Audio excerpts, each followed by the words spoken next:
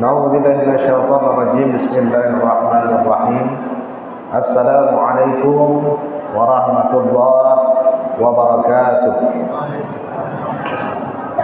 Masih semangat ibu-ibu? Baru ini puasa berapa ini ya? Belum sampai separuh puasa kita ini. Semuanya udah lemas kan? Alhamdulillahi rabbil alamin wassalatu wassalamu ala asyrafil anbiya'i wal mursalin wa ala alihi wa sahbihi ajma'in. Allahumma salli ala sayyidina Muhammad wa ala ali sayyidina Muhammad. Yang pertama-tama yang saya hormati serta saya muliakan ibu-ibu, bapak-bapak serta adik-adik yang insyaallah dimuliakan Allah Subhanahu wa taala semua, amin ya rabbal alamin. Yang pertama, marilah kita senantiasa selalu bersyukur kepada Allah Subhanahu wa taala.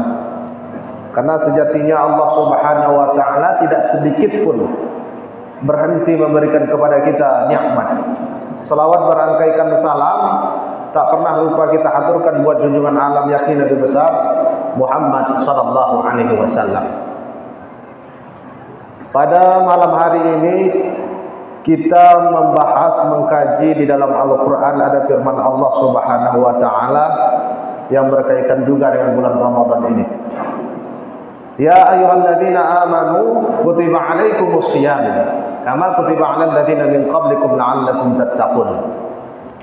Wahai orang-orang beriman, diwajibkan kepada kalian berpuasa sebagaimana umat-umat terdahulu juga diwajibkan Allah berpuasa.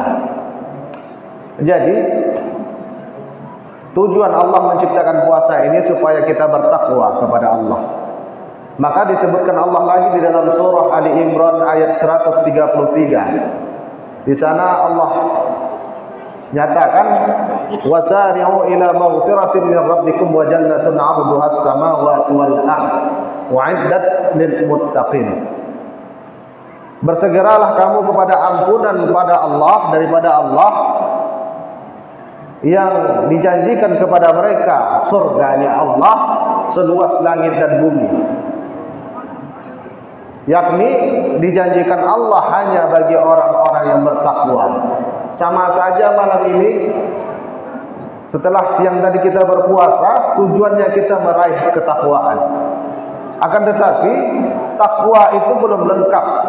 Di dalam Al-Quran Allah menjelaskan ciri-ciri orang bertakwa itu ada 4. Alladzina yunfiquna fis sarra'i wad dharra wal kadhimina al-ghayza wal 'afina 'anil nas wallahu yuhibbul muhsinin walladzina idza fa'alu fahishatan aw zalamu anfusahum dzakarullaha fastaghfiru li dhunubihim wa may yaghfiru dhunuba illa Allah wa lam yusirru 'ala ma fa'alu wa hum ya'lamun. Yang pertama itu kata Allah, ciri orang yang bertakwa dijanjikan kepada mereka surganya Allah seluas langit dan bumi. Yang pertama adalah alladzina yunfiquna fis sarra wad dharra. Orang-orang yang bertakwa baik itu ketika lapang maupun sempit. Kita ini kebiasaan kita kalau ada uang yang banyak, waktu itu kita lapang, maka kita baru berinfak. Akan tetapi kalau waktu kita sempit, uang tak ada, uangnya sedikit, kita enggan untuk berinfak.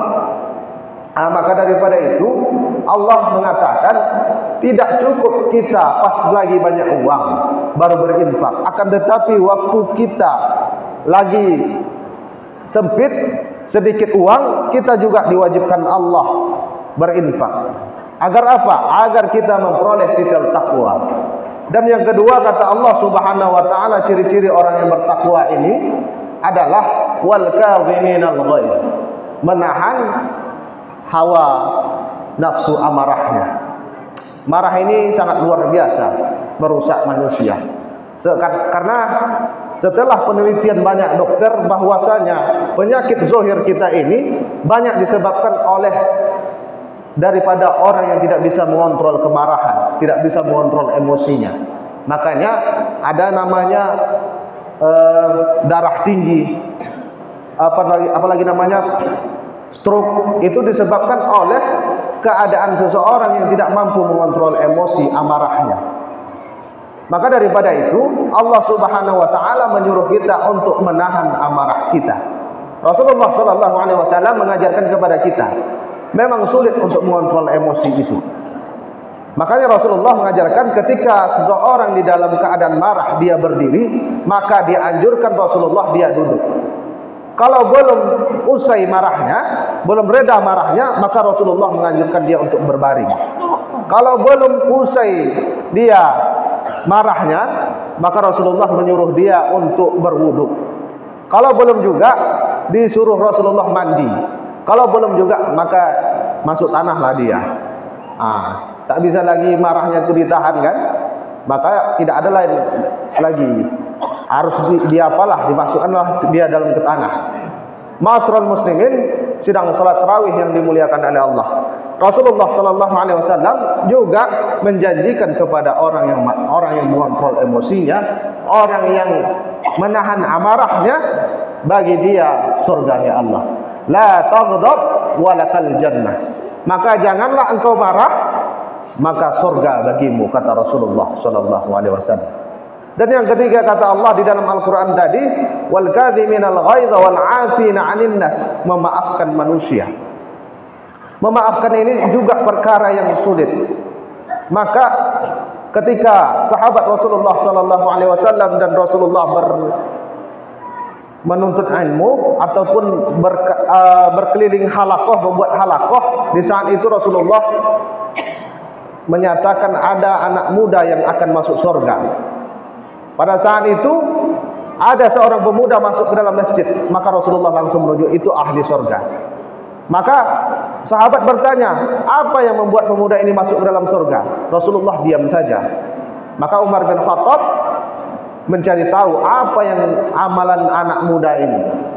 Maka Umar bin Khattab minta tolong kepada Rasulullah, minta izin kepada Rasulullah agar bisa bermalam di rumah pemuda itu untuk membuktikan apa amalannya. Ternyata amalannya tak ada. Amalannya hanya sebelum dia tidur, dia memaafkan seluruh kesalahan-kesalahan orang yang pernah menyakitinya. Dah ya Allah, aku maafkan seluruh orang-orang yang pernah menyakitiku, menyakiti hatiku, menyakiti batinku. Udah aku maafkan, aku lepaskan semuanya.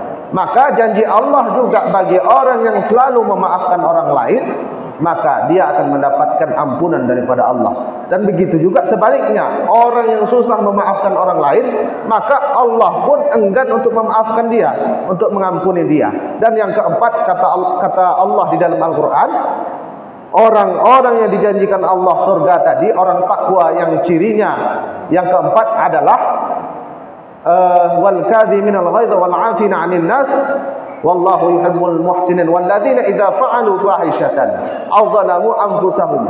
Mengingat Allah ketika dia melakukan dosa, melakukan maksiat, melanggar aturan daripada Allah, melampaui batas dari dirinya, dia minta ampun kepada Allah, mengingat kepada Allah.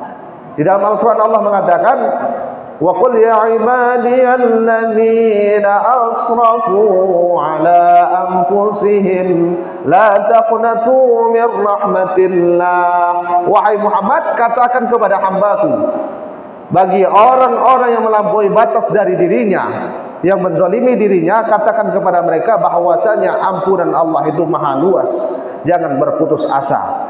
Ini menggambarkan kepada kita semua bahwasanya sebanyak apapun dosa kita, bagaikan buih di lautan ataupun bagaikan pasir di lautan, maka ketika kita datang menghadap kepada Allah dengan niat yang tulus dan ikhlas dan taubatan nasuha, maka yakinlah, percayalah bahwasanya Allah Maha Pengampun lagi Maha Penyayang.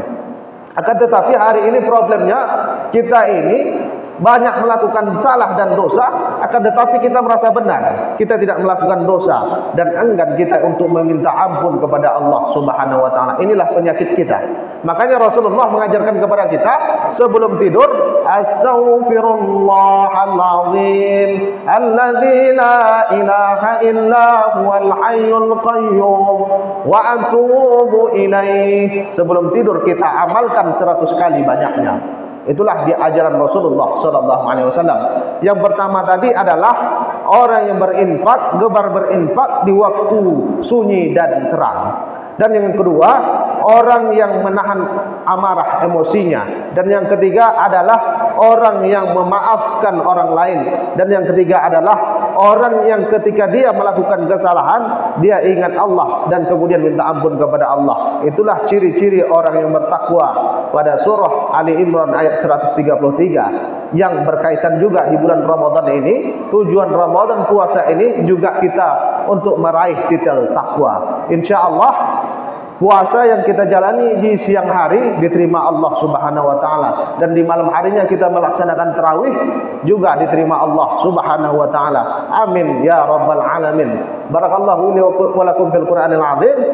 Wassalamu alaikum warahmatullahi wabarakatuh.